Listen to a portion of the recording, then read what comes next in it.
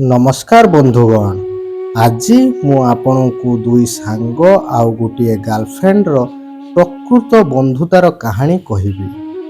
रवि आउ सुनील जयपुर रो गोटे बड़ कंपनी रे काम करुथले। सेमाने पिला दिनरु एकाठी पढ़ापढ़ी करुथले एवं सर्वदा एकाठी रहउथले।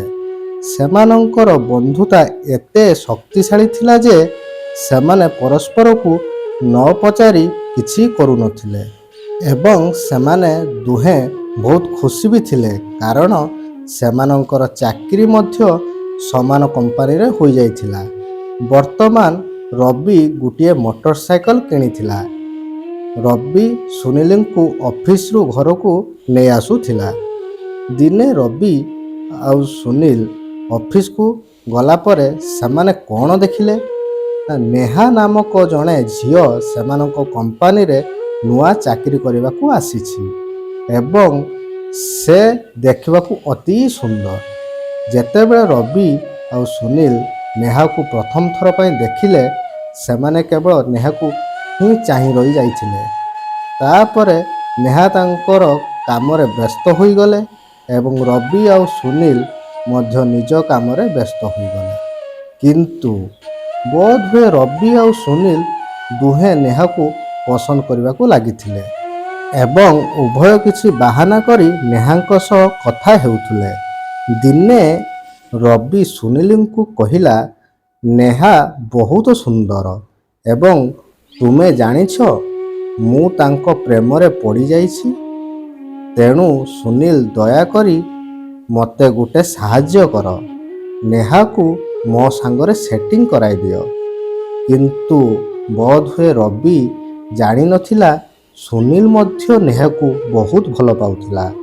किंतु सुनील भाबिला रवि मोर जड़े भल सांग, तेबे नेहा मो सामने कौन बा। तापरे सुनील कहिला, रवि तुमर आउ नेहांको जोड़ी प्रकृत रे बहुत सुंदर हेबो एवं तुमे जमा व्यस्त हो ना, दिने ना दिने नेहा मध्य तुमको भल पाइबा आरंभ करिवो। दिने नेहांको जन्मदिन थिला एवं नेहा तांको ऑफिस रे समस्तंको तांको जन्मदिन रे डाकिथिले।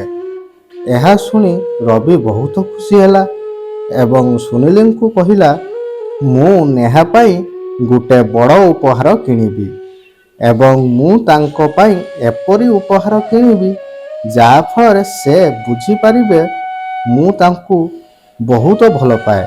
तापरे सुनील हृदय कहिला, हाँ रवि तू तांको पाई गोटे कपुल वाला उपहार किनि नेबु। सेई उपहार रे देखी नेहा निश्चित भाव रे तुमर प्रेम को बुझी पारिबो। तापरे से ऑफिस रु चली आसिले एवं हठात नेहांको फोन सुनील को पाखकु आसे। नेहा तांको कुहंती, सुनील तुमे मोर जन्मदिन रे आसी मो घरे ठीक समय पहुँचवा पड़िबो, ठीक अछि। यह कही नेहा फोन काटी दियंती। तापरे सुनील भाबंती, नेहा मते काहेकि फोन करी डाकिले, जदि नेहा मो पाई किछि अनुभव करुथिबे तेबे कौन हेबो, भगवान दया करी सेमिति किछि न हेउ, नचेत मोर सांग रविर हृदय भांगी जीव।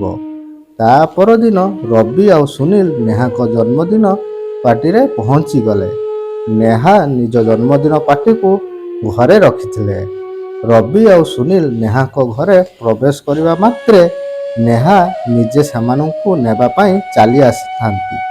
किंतु यह कौन हैला, नेहा केवल सुनील को हाथ धरी घर भीतर को नहीं जाती, सते जेपरी नेहा सुनील को अपेक्षा करी रही। किंतु सुनील देखिले रवि द्वार पाखरे ठिया हुई रही थांती। तापरे से तांकु नेबाकु सेठाकु गले। लागुथिला जेपरी रवि विरक्त हुई गलेनी। किंतु सुनील तांकु हसी हसी कहिले, रवि तू एटलिस्ट नेहा को तार जन्मदिन उपहार दे। तापरे रवि नेहा को तार उपहार देई कहिले, नेहा तुमर जन्मदिन शुभेच्छा। तापरे नेहा रवि को धन्यवाद दियंती एवं सुनील को पचारती, ତୁମେ ମୋ ପାଇଁ ଜନ୍ମଦିନର ଉପହାର ଆଣିନାହଁ କି? ସୁନୀଲ କୁହନ୍ତି, ନେହା, ମୁଁ ତୁମ ପାଇଁ କିଛି ଆଣିପାରିଲି ନାହିଁ। ନେହା କୁହନ୍ତି, ଠିକ୍ ଅଛି ସୁନୀଲ, ଚାଲ ଏବେ କେକ୍ କାଟିବା। ନେହା ବର୍ତ୍ତମାନ କେକ୍ ଉପରେ ଥିବା ମହମବତୀକୁ ଲିଭାଇ ଦିଅନ୍ତି ଏବଂ ସମସ୍ତେ କରତାଳି ଦେଇ ନେହାଙ୍କୁ ଜନ୍ମଦିନର ଶୁଭେଚ୍ଛା ଜଣାଇଲେ। ନେହା କେକ୍ କାଟି ପ୍ରଥମେ ତାଙ୍କ ବାପା ମାଆଙ୍କୁ ଖୁଆନ୍ତି। ତାପରେ କେକ୍ କାଟି ସୁନୀଲକୁ ଖୋଇବାକୁ ବାଧ୍ୟ କଲେ ଏବଂ ସେହି ସମୟରେ ନେହା ତାଙ୍କ ବାପା ମାଆଙ୍କୁ ସୁନୀଲର ବିଷୟରେ ସବୁ କହିଲେ ଏବଂ ସୁନୀଲ ନେହାଙ୍କ ବାପାଙ୍କୁ ନମସ୍କାର କଲେ ଏବଂ ସେମାନଙ୍କୁ ମଧ୍ୟ କହିଲେ, ଅଙ୍କଲ ଆଣ୍ଟି, ଏ ହେଉଛି ରବି, ମୋର ପିଲାଦିନର ସାଙ୍ଗ ଏବଂ ମୋର ସବୁଠୁ ଭଲ ସାଙ୍ଗ। ତାପରେ ରବି ମଧ୍ୟ ତାଙ୍କୁ ନମସ୍କାର କଲେ। କିନ୍ତୁ ରବି ସୁନୀଲଙ୍କ ଉପରେ ଅତ୍ୟଧିକ ବିରକ୍ତ ହେଉଥିଲେ କାରଣ ନେହା ସୁନୀଲଙ୍କ ସହ ବାରମ୍ବାର କଥା ହେଉଥିଲେ। ରବି ଦୁଃଖିତ ହେବାର ଲାଗିଥିଲେ। ସୁନୀଲ ଏହା ଦେଖି ବହୁତ ଦୁଃଖିତ ହେଲେ। ତାପରେ ସୁନୀଲ ନେହାଙ୍କୁ ତାଙ୍କ ସହିତ 2 ମିନିଟ୍ କଥାବାର୍ତ୍ତା କରିବାକୁ କହିଥିଲେ।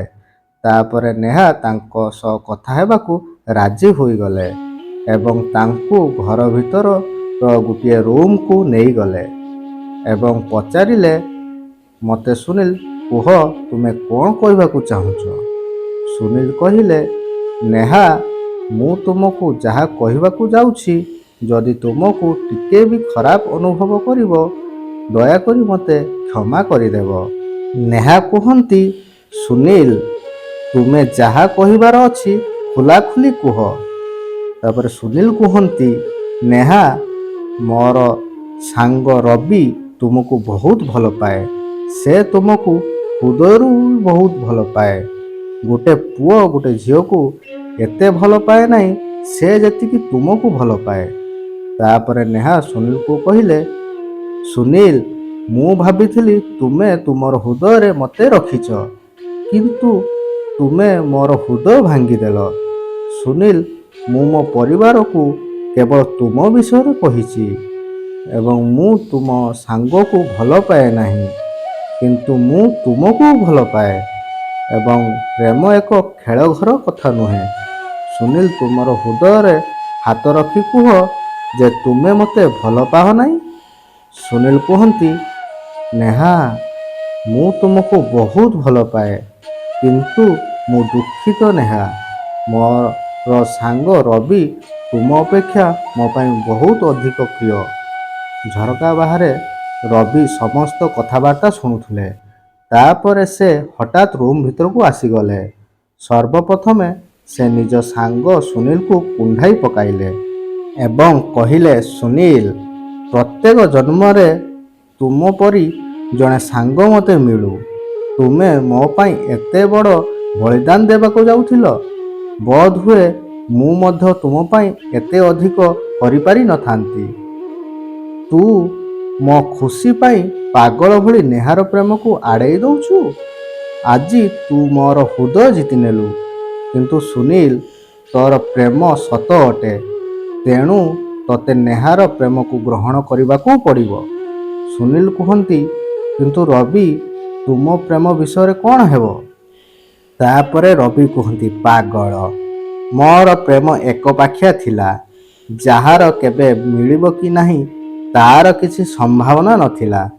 ଏବଂ ସୁନୀଲ, ତୁମେ ମୋ ପାଇଁ ବହୁତ କିଛି କରିଛ, ତେଣୁ ମୁଁ ତୁମ ପାଇଁ କିଛି କରିପାରିଲି ନାହିଁ। ଏହା କହି ରବି ସୁନୀଲଙ୍କ ହାତ ନେହାଙ୍କ ହାତ ଉପରେ ଧରାଇ ଦିଅନ୍ତି ଏବଂ କୁହନ୍ତି, ସୁନୀଲ, ଏବେ ତୁ ତୋର ପ୍ରେମ ପାଇଲୁ ତ? କିନ୍ତୁ ତୋ ସାଙ୍ଗକୁ ଭୁଲିଯିବୁନି ତ? ସୁନୀଲ କହିଲା, ଏହା କେବେ ହୋଇପାରିବ କି? ତାପରେ ରବି କୁହନ୍ତି, ପାଗଳ, ମୁଁ ମଜାକ କରୁଥିଲି। ତାପରେ 3 ଜଣ ହସିବାକୁ ଲାଗିଲେ। ତେଣୁ ବନ୍ଧୁଗଣ, ଏହା ଥିଲା 2 ସାଙ୍ଗ ଏବଂ ଜଣେ ଗାର୍ଲଫ୍ରେଣ୍ଡର କାହାଣୀ। ଯଦି ଆପଣ ଏହାକୁ ପସନ୍ଦ କରନ୍ତି ତେବେ ଦୟାକରି ଏହି ଭିଡ଼ିଓଟିକୁ ଲାଇକ୍, ସେୟାର ଆଣ୍ଡ ସବସ୍କ୍ରାଇବ୍ କରିବାକୁ ଜମା ଭୁଲିବେ ନାହିଁ। ଆପଣଙ୍କର ପ୍ରିୟ ଚ୍ୟାନେଲ ଗପନା କାହାଣୀ। ଧନ୍ୟବାଦ।